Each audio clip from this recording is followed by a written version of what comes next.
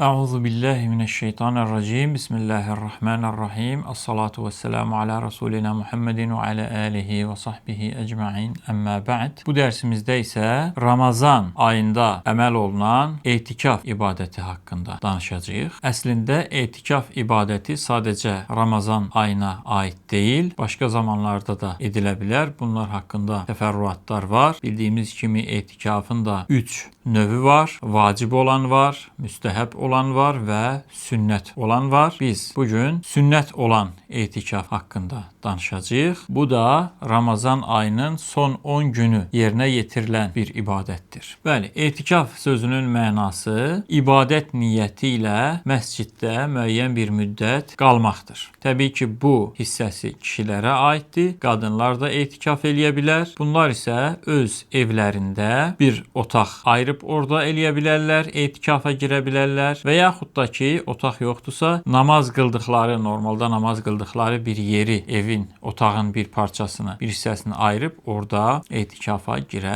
bilərlər. Bəli, qeyd elədiyimiz kimi etikaf Ramazan ayının son 10 günündə və məsciddə olur. Bu məscid haqqında da hökmlər var. Məscid də normalda 5 vaxt namaz qılınan, öz imamı olan bir məscid olması lazımdır. Təbii ki, cümə namazı qılınan məscid olması daha yaxşıdır. Etikafa başlama vaxtı isə gün batdığı andır. Yəni gün batdığı anda və yaxud da ki, batmadan əvvəl insan məscidə girər və etikafa niyyət eləyər. Və bu bir gün bir sutka çəkir. Növbəti günün həmin vaxtına qədər bir gün sayılır. Yəni etikafdan çıxanda da gündüz vaxtı yox, gün batdıqdan sonra çıxılır. Dediyimiz kimi burada ibadət məqsədi ilə bura daxil olur. Burada təbii ki, Quran tilavəti ilə məşğul olması, nafilə namazlar qılması, həmçinin sünnətdə varid olan duaları eləməsi, Peyğəmbərə sallallahu aleyhi və səlləm səlatu səlam gətirməsi, bunları olduqca çox gətirməsi, bunlar hamısı etikafın müstəhəblərindəndir. Həmçinin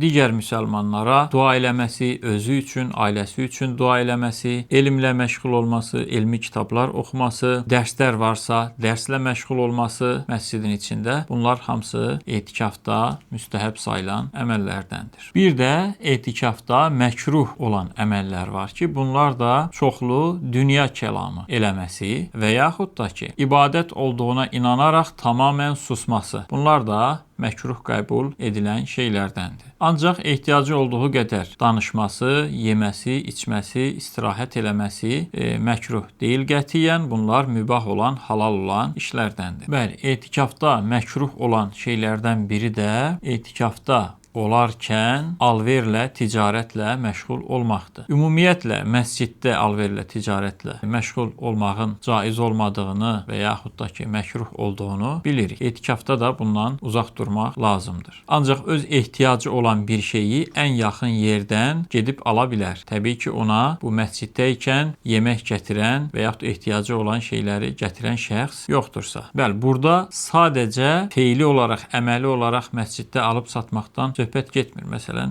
onlayn olaraq telefon vasitəsilə olsa belə bu alver məsələlərindən uzaq durması lazımdır. Etikafın məqsədi zaten Allaha yaxınlaşmaq, ibadət, özünü Allaha adamaq, ibadətə vaxt ayırmaq deməkdir. Alver və s. bunun kimi şeylərsə bunun ziddidir və bunlardan uzaq durmaq lazımdır. İndi isə etikaf hansı hallarda pozulur? Danışaq bir neçə cümlə. Burada təbii ki, sünnət olan etikafdan danışırıq. Bəli, bir adamın etikafa girdiyi məsciddən bir üzr olmadan çıxması onun etikafını pozur. Bəli, qadınlar haqqında isə bu bir qadının heyzinin və nifasının baş verməsi, yəni aybaşı olması və yaxud uşaq dünyaya gətirməsi də onun etikafını pozan şeylərdəndir. Təbii ki, eyni zamanda cinsi münasibət və cinsi münasibətə aparan şeylər də, yəni şəhvətlə öpmə, toxunma, bu kimi şeylər də etikafı pozan şeylərdəndir. Bəli, etikafa girən şəxsin məsciddən çıxmasının onun etikafını pozduğunu demişdik. Hənəfi məzhəbi qaydasına görə bir şəxs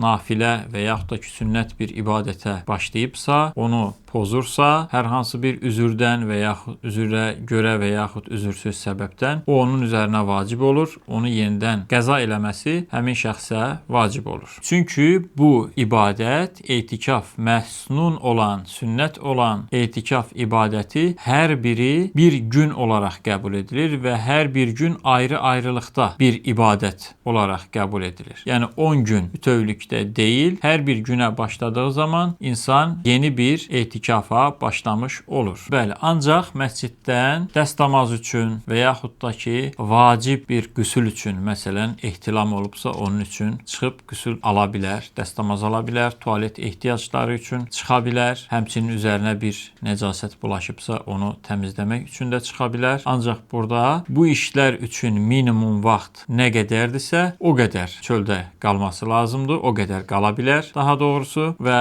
bu işləri gördükdən sonra dərhal məscidə qayıtması lazımdır. Həmçinin etikafda olan şəxsin çıxmağını zəruri eləyən hər hansı bir halda da bu çıxa bilər. Məsələn, hər hansı bir fövqəladə hadisə baş verə bilər və yaxud bu şəxsin sağlamlığı üçün, həyatı üçün hər hansı bir təhlükə yaranarsa, yenə çıxması mübah olar. Həmçinin bu adamın malı üçün, var-dövləti üçün hər hansı bir təhlükə yaranarsa, onun üçün də çıxması mübahdır. Bəli, beləcə bu dərsimizdə də sünnət olan Ramazan etikafı haqqında ən önəmli şeyləri öyrənmiş olduq. Vəlhamdülillahi Rabbil aləmin.